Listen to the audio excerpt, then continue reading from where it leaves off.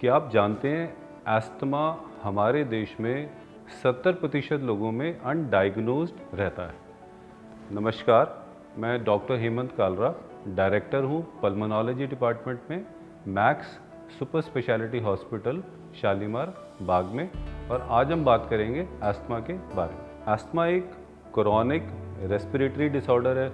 इसकी वजह से पेशेंट्स की जो विंड पाइप होती है या जो श्वास नली होती है उसमें सूजन आ जाती है, और इस सूजन आने की वजह से जो सांस की नलियाँ होती हैं, जो एयरवेज होते हैं, वो थोड़े से पतले हो जाते हैं और थोड़े से सिकुड़ जाते हैं। इन दोनों की वजह से पेशेंट्स को अक्सर खांसी रहती है और सांस लेने में दिक्कत होती है। अस्थमा में बहुत सारे एलर्जेंस होते हैं और कुछ ट्रिगर्स भी होते हैं, और हमें ये आइडेंटिफाई करना पड़ता है कि पेशेंट को किस चीज़ से दिक्कत हो रही है। अगर पेशेंट कहता है कि मुझे घर में रहने से दिक्कत होती है, तो मोस्ट लाइकली उनको इंडोर एलर्जेंस परेशान कर रहे हैं। इंडोर एलर्जेंस कौन कौन से होते हैं? जैसे डस्ट माइट्स होते हैं घरों में, कॉकरोच होते हैं, फंगस होता है, और कुछ घरों में पेट्स भी होते हैं। ये सारे इंडोर एलर्जेंस होते हैं।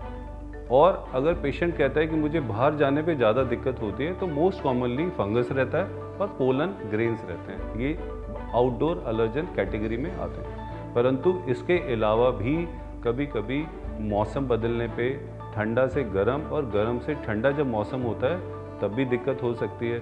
आप कुछ सिट्रस फ्रूट्स लेते हैं, खट्टा लेते हैं या ठंडा लेते हैं, तब भी दिक्कत हो सकती है और एस्मा ट्रिगर हो सकता है। अब एस्मा को डायग्नोज कैसे करें? इसके लिए दो चीज़ें बहुत इंपॉर्टेंट हैं। सबसे पहले हमें पेशेंट से बात करनी पड़ती है, उनकी क्लिनिकल हिस्ट्री लेनी पड़ती है। अगर पेशेंट कहता है कि मुझे मौसम बदलने पे या ठंडा खाने पे खांसी होती है या सांस लेने में दिक्कत होती है, तो हम सस्पेक्ट करते हैं कि पेशेंट को एस्थमा हो सकता है। पर इसका जो फाइनल टेस्ट होता है डायग्नोज करने के लिए, उसको हम कहते हैं पल्मोनरी फंक्शन टेस्ट। हमें इससे पता चलता है कि पेशेंट को एस्थमा है या नहीं है और उसकी सिवियरिटी कितनी है। अब आपने एस्थमा को डायग्नोज कर लिया, अब उसको ट्रीटमेंट कैसे करें, उसका इलाज कैसे करें? सबसे बढ़िया इलाज इसका होता है अवॉइडेंस। अगर आपको पता है कि किस चीज़ से आपको दिक्कत है, आपको खाने से दिक्कत होती है, परेशानी होती है, तो उसको अवॉइड करें। इसके बाद ट्रीटमेंट होता है, और एस्थमा का सबसे बढ़िया ट्रीटमेंट, जो सबसे इफ़ेक्टिव ट्रीटमेंट है, जिसका कोई साइड इफ़ेक्ट नहीं है, कोई आदत नहीं लगती है, वो इन्हेलर्स ही होते हैं। मैंने आपको बताया एस्थमा का डायग्नोसिस और ट्रीटमेंट। अब कभी अगर इमरजेंसी होती है तो तब क्या करें? पहली बात तो, अगर आप अपने डॉक्टर की बताई हुई दवाइयाँ या इन्हेलर लेते हैं तो इमरजेंसी होती ही नहीं है। इमरजेंसी तभी होती है जब आप अपनी दवाइयाँ ढंग से नहीं लेते हैं, आप टाइम पे दवाई नहीं लेते हैं। अगर आप इमरजेंसी होती है तो तब क्या करें? हमारे पास दो ऑप्शन होती है। अगर आप अपने घर के अंदर हैं, आपको उस टाइम इमरजेंसी होती है, तो आपके पास नेबुलाइजेशन घर पे होना चाहिए। नेबुलाइजेशन में जो दवाई होती है वो भी आपके पास होनी चाहिए। आप घर पे नेबुलाइज कर सकते हो। आधा आधा घंटा में 3 बार भी आप नेबुलाइज कर सकते हो। परंतु अगर आप घर के बाहर हो तो आपके पास इमरजेंसी का इन्हेलर हमेशा होना चाहिए। आप अपना इन्हेलर 1 पफ, 2 पफ, आप 6 से 8 पफ तक ले सकते हो। अब आपको अगर एस्थमा में कभी भी इमरजेंसी होती है, आपको मैंने बताया घर में इमरजेंसी होती है तो आप नेबुलाइजेशन करना होता है। और आप कभी घर के बाहर हैं और आपको सांस लेने में दिक्कत होती है, कोई इमरजेंसी होती है, तो आपके पास रेस्क्यू इन्हेलर हमेशा आपके पास होना चाहिए। रेस्क्यू इन्हेलर इस तरह का होता है, कोई भी इन्हेलर इसी तरह का होता है। आप ये इन्हेलर आप देख सकते हैं। आप इसको, इसकी कैप को खोलिए, सांस को बाहर छोड़िए, शेक करिए, और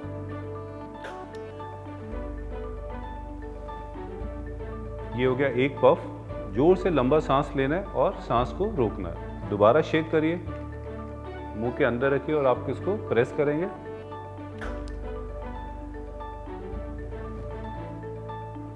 सांस को रोक के रखिए और धीरे धीरे आप नाक से छोड़ दीजिए। ये आपके हो गए 2 पफ। 2 आपने रेस्क्यू पफ ले लिए। आपको लगता है कि आपको इससे आराम मिला है तो आप थोड़ी देर के लिए वेट कर सकते हैं, नहीं तो आप इसको रिपीट 2 पफ और भी ले सकते हैं। आप मैक्सिमम 6 से 8 पफ इमरजेंसी में ले सकते हैं। एस्थमा में सबसे पहले अवॉइडेंस, उसके बाद प्रॉपर ट्रीटमेंट जैसे आपके डॉक्टर ने बताया है आप उसको फॉलो करिए अच्छे तरीके से, और उसके बाद हम अस्थमा में और कैसे पेशेंट की हेल्प कर सकते हैं। इसमें दो चीज़ें बहुत इंपॉर्टेंट रहती हैं। सबसे पहले रहता है वैक्सीनेशन। जितने भी अस्थमा के पेशेंट होते हैं उनको इन्फ्लुएंजा वैक्सीनेशन साल में एक बार लगना बहुत ही ज़रूरी होता है। और उसके बाद न्यूमोकॉकल वैक्सीन होते हैं, निमोनिया की वैक्सीन होती है, वो भी हर अस्थमा के पेशेंट को लगना ज़रूरी है। इसलिए अस्थमा का मैनेजमेंट में दो चीज़ें बहुत इंपॉर्टेंट हैं। सबसे पहले अवॉइडेंस, जिन चीज़ों से आपको लगता है दिक्कत होती है, कुछ पेशेंट को ठंडा खाने से दिक्कत होती है, कईयों को सिट्रिक आइटम्स खाने से दिक्कत होती है, दही खाने से दिक्कत होती है, तो आप इन चीज़ों को अवॉइड करिए। और इसके बाद आपके डॉक्टर्स ने जो आपको इन्हेलर लिख के दिया है उससे घबराइए नहीं, इन्हेलर को अच्छे तरीके से यूज़ करिए, जैसे आपके डॉक्टर ने बताया है उसको फॉलो करिए। ये दो चीज़ें आप करते हो, उसके बाद आपको वैक्सीनेशन लेना बहुत ज़रूरी होता है। दो तरह की वैक्सीन आती हैं अस्थमा के पेशेंट के लिए, इसलिए अस्थमा के मैनेजमेंट में कुछ चीज़ें इम्पॉर्टेंट होती हैं। सबसे पहले अवॉइडेंस, जिन चीज़ों से आपको लगता है कि आपको खाने से दिक्कत होती है आप उसको अवॉइड करिए। कुछ लोगों को ठंडा खाने से दिक्कत होती है, कुछ लोगों को नींबू खाने से दिक्कत होती है, दही खाने से दिक्कत होती है, तो आप इन चीज़ों को अवॉइड करिए। इसके बाद आप अपने डॉक्टर ने जो आपको इन्हेलर बोला हुआ है, जो आपकी दवाई बोली हुई है, उसको प्रॉपरली यूज़ करिए, इन्हेलर से डरिए नहीं। और लास्ट में अस्थमा के सभी पेशेंट में दो वैक्सीन लगती हैं।